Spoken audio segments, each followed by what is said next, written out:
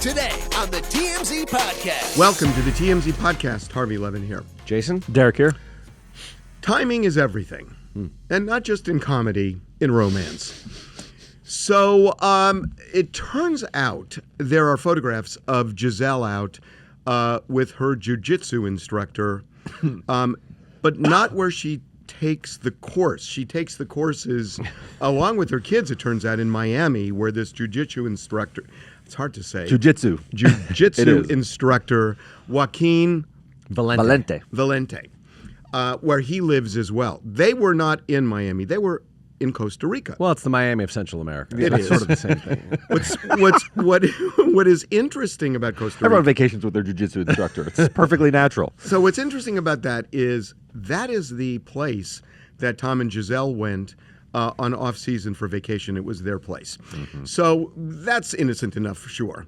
But Well, they've that's innocent enough for sure. Is sort of glossing over that. It's quite pointed to Depends take what you your new mean by- boyfriend to the place that Well- you went to with your recent ex. I want to hear if Hold you're your gonna horses on I want to know if you're going to button this the same way that I would button this. Go. Well, okay. So I'm just kind of putting the pieces together here.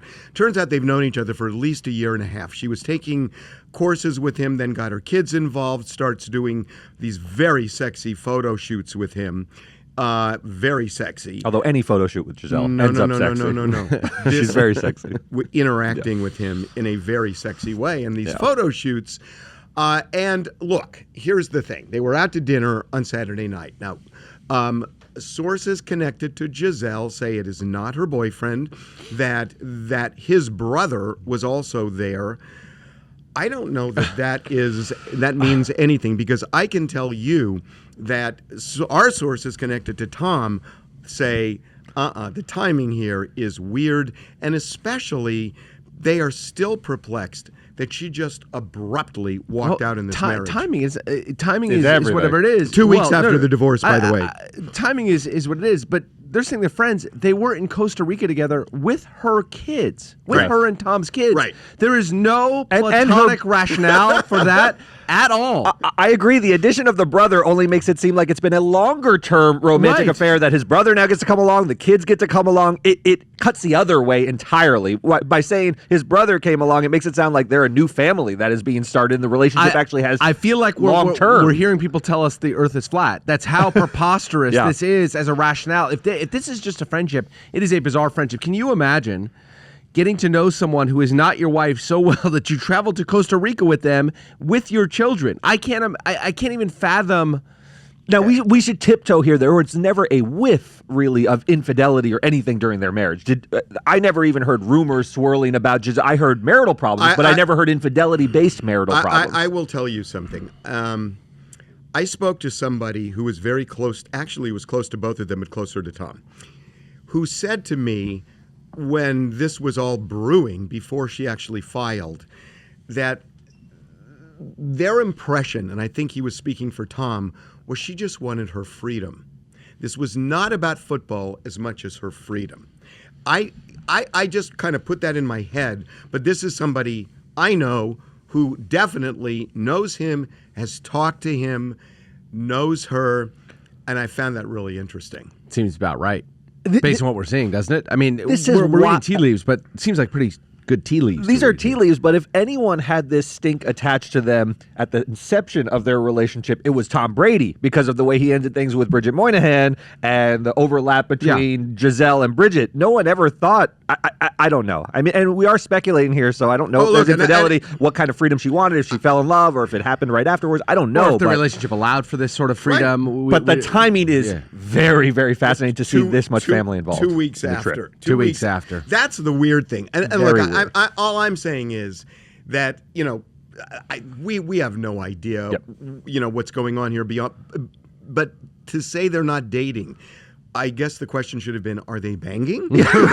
There's a follow-up there? Right. Let me ask a question. Is there something of lifestyles of the rich and famous, when you go traveling to Costa Rica, when you're worth as much as them, you bring the jiu-jitsu instructor, you bring the yoga instructor just because it's a luxury that you can indulge? Yes, because you want to have sex with them. I mean, there's no other... Fair enough. Keep going back. There's no platonic rationale for a trip with a man and your kids to a place like Costa Rica. That just doesn't happen. I feel like I'm doing backflips to rationalize it. I am, but Okay, are you done with your backflips? Because you didn't make the Olympics, that's for sure. Let me dismount. That's what she said. I'm kidding. Kidding. Let's go to Dave Chappelle. Dave Chappelle. Wow. I got to tell you, I was a little bit stunned. I was stunned for a couple of reasons. That, it made sense for Dave Chappelle to talk about Kyrie Irving, to talk about Kanye West, which he did. But a couple of the things he said, in particular, when he said that, the whole concept of Jews own Hollywood, essentially he said, it's something you can think, but you can't say out loud. He basically said it's something that's true, Yeah. but you can't say out loud. He said, I've been to Hollywood and there's a lot of Jews. A lot of Jews. And he was normalizing and rationalizing these tropes. I was dismayed. I was more than stunned. I didn't think he walked the tightrope well at all. I think he's much funnier than Kanye and Kyrie, and it read differently. But he basically said the same thing. He said, these tropes are true about Jews. You just don't say it. You don't say it. You think it. I don't know how else to interpret this other than to say that it is the trope of the Jews own Hollywood. Well, he leaned into that trope. Not leaned in. He said he it. said it. I mean, and he started out. It wasn't just that trope. He started out with all the, the misdirection of I have a lot of friends. He starts with I have a lot of friends. I grew up with Jews. A lot of my great friends are Jews. They dress like Run DMC. Funny. They fine. dress like no problem with that. And then he gets into to his actual point, which is so baselessly or so base and so callously anti-Semitic. I mean, it really was. It was playing on this idea that Jews run Hollywood. And this is low-level stuff, man. He is the GOAT. This is low-level trope I stuff. want to explain something to people who are listening who are wondering, why is that bad to say the Jews own Hollywood? Because I think we should get into that a little bit. That it's not about whether, in fact, there are a lot of Jews who run studios or do whatever. It's not about that. What it's about is, you could say, do Protestants own this? Do Catholics own that? To bring up Jews as something that's relevant suggests there's something wrong with it. Yes, it is. Jews own Hollywood, and therefore non-Jews pay a price for that. Yeah, that's right. They wield their power malevolently. That's what you're sort of saying, is that they control it. So people should understand that this is not, whether it's factual, whether it's not factual, and it's not, by the way. It's not. It really isn't anymore. Maybe at once upon a time that Jews were the heads when there of all were the 3 studios or whatever. Because they had to. It also cavalierly disregards the history. They started Hollywood because they had to. It's irrelevent. It's like, A, it's not true, but B, it is just an anti-Semitic trope. Yes. Period. Yes. And, it was weird because he didn't get into the trans community at all. He never talked, except at the end when he talked about himself personally and how people were going after him. He nodded. It was clear that he was kind of talking about that, but he never raised it. But the fact that after what he went through with the transphobia allegations and then leans in on the Jewish thing it really surprised Here's me. what troubled me. The premise of his set was Kanye and Kyrie got everything taken away from them because they said what other people are thinking but don't say. And for that to be the premise, that was the opening. In the opening, he did, as a joke, he said, I embrace all my Jewish friends. And then he said, hey, Kanye, that's how you buy time. And then he went into all these That was tropes. funny. I thought It's fine, but... Yeah. But your premise was that there was a lot in there that was fine and that was funny. Fine. But then there were moments where and even when he said the 2 words you don't want to put in the same sentence together one by one is the and Jews. Yeah. Even that, and a lot of people were really upset about that. That to me was part of an otherwise innocuous set. That's right. Then it's That's fine. right. But then, landing this business about, this trope and everything else, God. It was really, I was disappointed. I really was. We talked about it too. When you're a comedian of Chappelle, he's the GOAT, right? But when you're a comedian and you get up and you want to push the lines, which is great, right? And the 3 of us, we all laugh when these lines are pushed. You got to be really funny. And this just, he's the funniest man that I think has ever lived on a stage. And incredibly smart. And oh my God, insanely smart. Yeah. It just wasn't funny. I mean, putting aside the tropes, putting aside all that, until he got to her, I thought he finally landed a line with Herschel Walker. But before that, there was nothing really funny in the whole set. Oh, you know what? It's a tightrope act, and he didn't. I kind of disagree. I think there were funny moments for sure. Yeah. Look, it's a matter of taste. But I just, he knew. Again, he is such a smart guy that he does everything intentionally. And he also knows. Dave Chappelle didn't think, I'm just going to say this and it's going to go away. Right. He knew it. The world's he is so conscious of what he does. He knew it. So and I think wanted this discussed in the context of what he did. Well, that's what I find. He brought out his true beliefs, and he wants that to be discussed. So what happens now? We've seen what happens with Kyrie. Now, we've seen what happened with Kanye. Yes. Dave Chappelle is a comedian. So can we please not use the word cancel? I don't think cancel. I know. I'm just so sick of it. No. But Kyrie and Kanye suffer consequences because they're genuinely disliked and they're not taken very seriously. Dave Chappelle is beloved, and he's taken very seriously for the reasons you're talking about, Harvey, that he's so insanely smart. I think this has a poisonous effect. I think that it is now mainstream in the black community to certainly not everybody, but it can be mainstream in the black community to talk this way about the Jews. I don't think it's just the black community. I think what he's done is he's given a voice to more anti-Semitism. I just think he's given a voice to that. When somebody can take the stage and say things like that, I think it just basically, just the way Donald Trump empowers people, I think this empowers anti-Semites. But aren't you so saddened?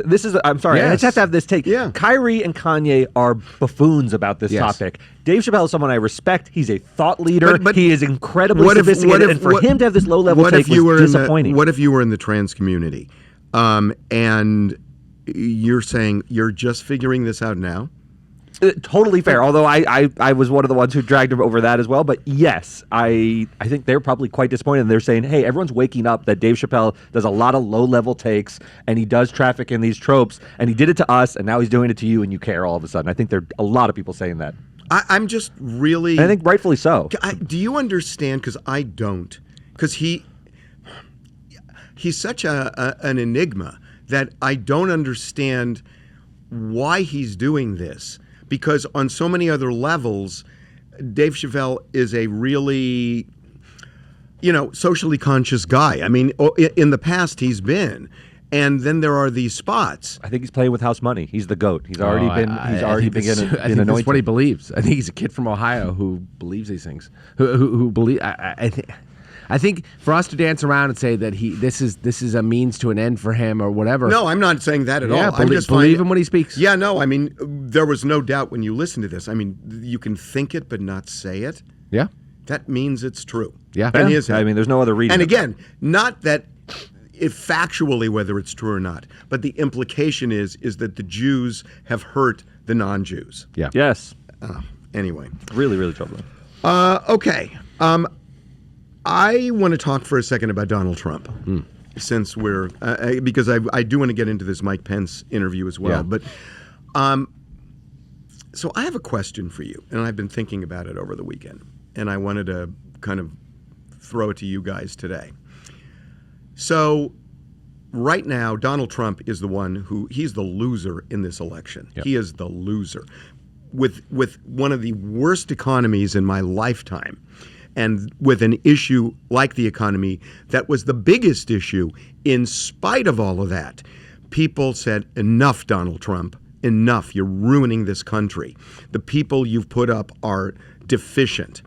And they rejected them. And honestly, I was wrong here. I thought I was wrong. I'm stunned at the election. I'm delighted, I'm really right? happy. Because the three of us had a discussion. We thought democracy might end with this election last week. Oh, my God. And to the contrary, it actually proved that democracy in this country I'm optimistic for the first time in years. Yeah.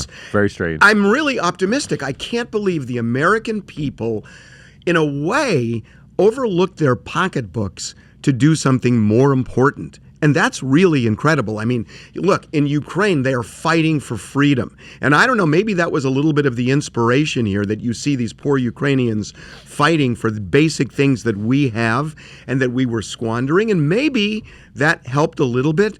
But Donald Trump lost this so badly. Now the question, does this mean that the Republican Party is going to move forward and reject him?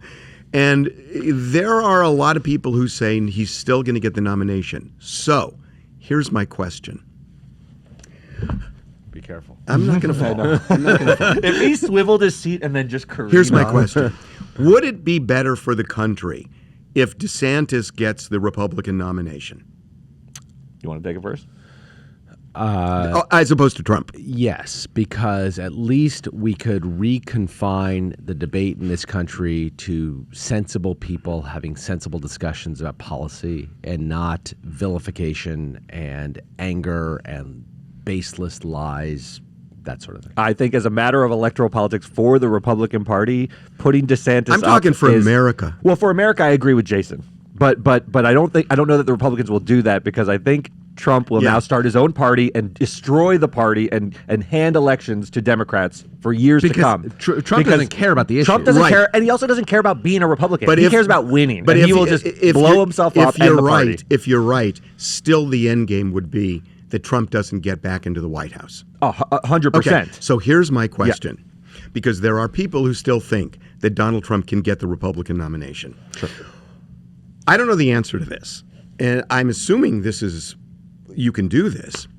What if Democrats said, for the primary, we're going to change our party affiliation to Republican so that they can basically stack the vote against Donald Trump so he doesn't get the nomination?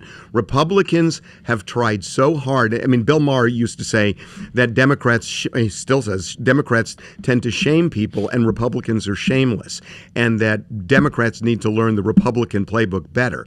So if you want to be shameless, why can't Democrats? They did it. They played dirty did it politics and it this- won. This time in the It won. midterms. No, They but I pushed don't his think it was. candidates. I don't think it was dirty. I think they just. I mean, they were talking about a high principle. I'm saying, what if there is a movement for Democrats to register Republican for the primary to vote for DeSantis against Donald Trump? I think I don't think the calculus is right. I think they would do the opposite. They would register Republican to vote for Donald Trump to get the nomination. Just like they did in the midterms, they crossed over in many, many House districts, crossed over and voted for the crazy right-wing Republican to defeat the centrist. Well, that was the Democratic machine. Yeah, I'm not so talking they'd have about a weak candidate, I'm not yeah. talking about the machine. I'm talking now about voters who came out in force, who I think the calculus is the opposite way. So many of whom Yeah. cared about the principles of democracy, I think, in spite of the economy.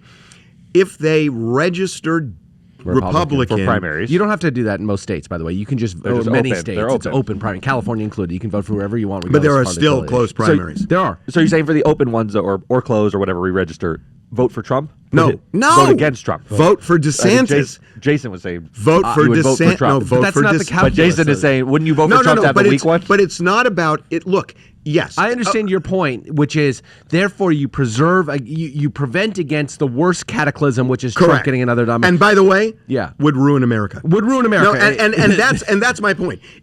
I mean, and I'm sorry, folks, if people who are listening, but my personal opinion is, if Trump gets back in the White House, democracy is over. And so, Right. Not to put too alarmist of a spin on it. well, no, I believe No, that. I know you And do. I know. and again, people who disagree, I get it. And I mean, I have a right to give my opinion, and you guys have a right to yours. But that's my opinion. And if others are like-minded, it would seem to me, yes, DeSantis may be a stronger candidate to go against a Democrat, but you run the risk of the cataclysm. you run the risk of the cataclysm if you don't do it. Yeah. So that's just kind of what I was No, thinking. I thought I would play it. I thought you say put DeSantis in, and it forces Trump's hand to start his own No, party, that- and then you guarantee the Democratic victory. No. Well, that could happen. Because- I in think which case, then I can go for the vote. That- but that's a slam long dunk. play. Okay, That's but- a long slam play. dunk, though. But I guess the question is, would you put up a stronger Republican candidate? You're a Democrat. Yeah. Would you put up a stronger Republican candidate knowing you would have a better chance of winning in order to make sure Donald Trump never gets back in the White House? to save the country, Jason. Yes. If that was if that was a stark choice, I would certainly choose Ron DeSantis, who may not be my politics, but at least he's sane.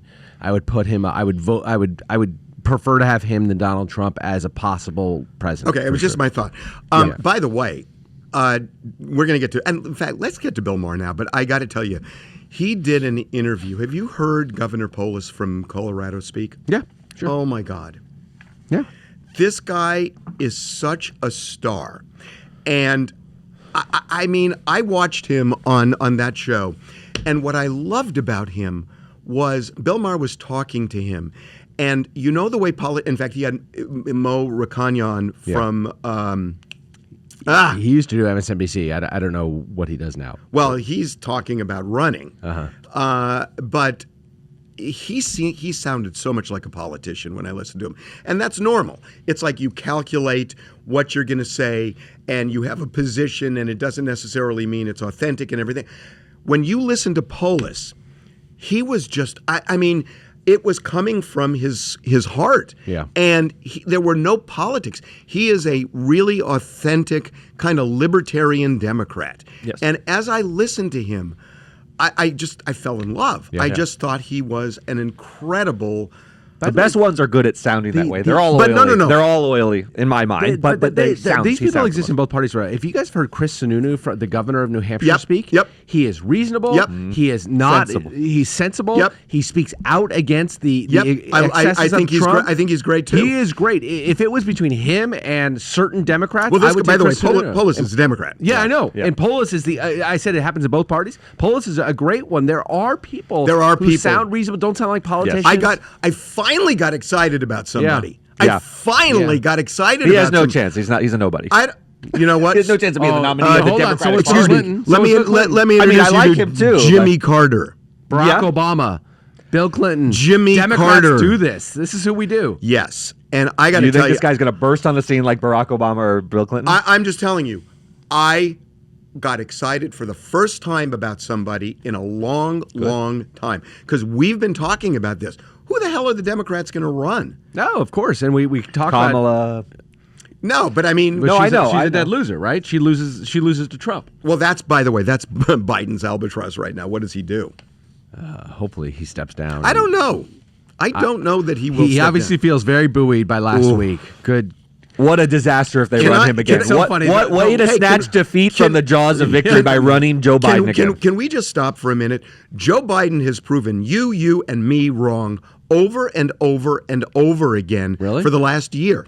Everybody thought Hasn't proven Father Time wrong. We're all watching. It's relentless pursuit. He has gotten legislation passed that seemed impossible. Hey, both houses of Congress. Yeah, I understand. He got it passed in the. Can I tell you? Remember how the progressives were not working with him? I know.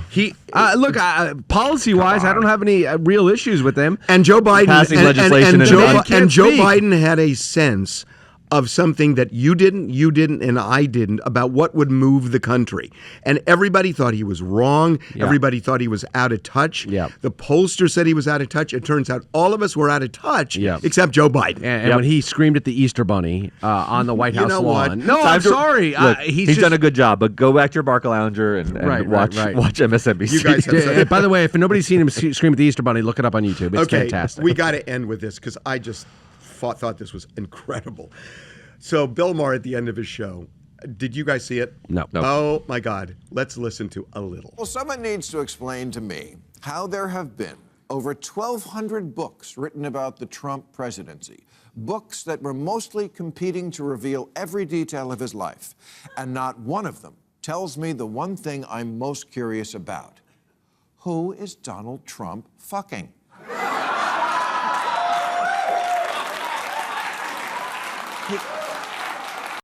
And again, we know it's not Melania. Please, it's just not. She won't even give him hand.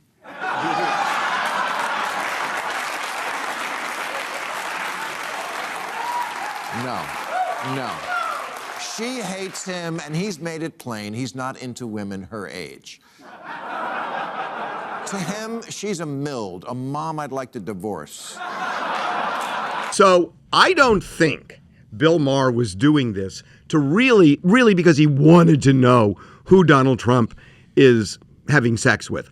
I think he did this to smoke him out, to bait him, to taunt him, because Donald Trump will react to it. 100%. It's a really, I've never thought about it. It's a really good question. We know for sure that during his marriage to Melania, for years, he was having sex with multiple women. We know by the way, that. he showed Melania, and Bill just said, no. No, right. We know that's not true. But that's... You're addressing the question seriously with sincerity. I want to know, did he just flip a switch when he became president? Well, that's what Bill said. Yeah. That's what Bill No, said. Right. he didn't flip No, but that's what Bill said. That's what he's incredulous about, is because he has such a track record that he clearly... But didn't he get sued by Donald Trump before? He loves smoking him out. Bill Maher was sued when he called Donald Trump's mother an orangutan. He said, No. Yes. Well, yes, yes, but he was. He said, show me his birth certificate. When he was asking for Barack Obama's, he goes, I'll bet that his birth certificate is a human and an orangutan. A human and an orangutan. And Donald Trump sued him over it. He loves this kind of stuff. I think he hopes for another lawsuit. He prays for it. I think Bill Maher is trying to smoke him out, and I just think it's hysterical. I think it's hysterical. So Trump has apparently an announcement this week, right? He's going to announce he's running. He's going to run. Jesus. Yeah. Of course he's going to run. Tomorrow. The whole Republican Party. They've all sharpened their knives to stab this guy, and he's going to announce his candidacy and blow up the party. That's it. That's what he wants to do, and he's going to say, either follow me or the party's dead. It's a brilliant move for Donald Trump. We know that Donald Trump is not a Republican. He doesn't care. He's pro-choice. He doesn't care. We know that. He doesn't care about any of it. He doesn't think he doesn't care about any. He doesn't care about any issue. So therefore, why not? But right? isn't this checkmate? This is checkmate. The Republicans have to follow the Pied Piper, or else they die. The Republican Party can't win if he splits the party, and he knows that. So he says, I'm your nominee, or else I form the Liberty Party or the MAGA Party. Patriot Party. The Patriot Party, and your party's done. So follow me. You're now hostages of Donald Trump. I think he'll absolutely do it, and I think it's brilliant on his part. I want to end on this.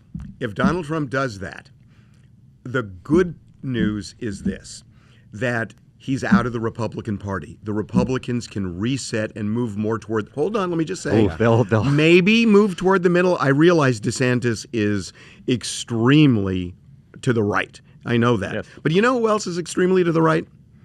Liz Cheney. Mm-hmm. Yeah. And so it's not even about that anymore as much as it is the fundamentals of democracy. And if those come back and the Republican Party can move a little, I'm just saying, can move a little bit without Donald Trump, even if they lose 2024, they should be looking at the long game. And the long game is get Donald Trump out. And if you have to lose in 2024, you do, but you got him out of the party. Yeah. Will they sacrifice short-term I don't know. politics for long-term But success? I agree with you. That, to me, is the end game. All right. Okay. See you tomorrow.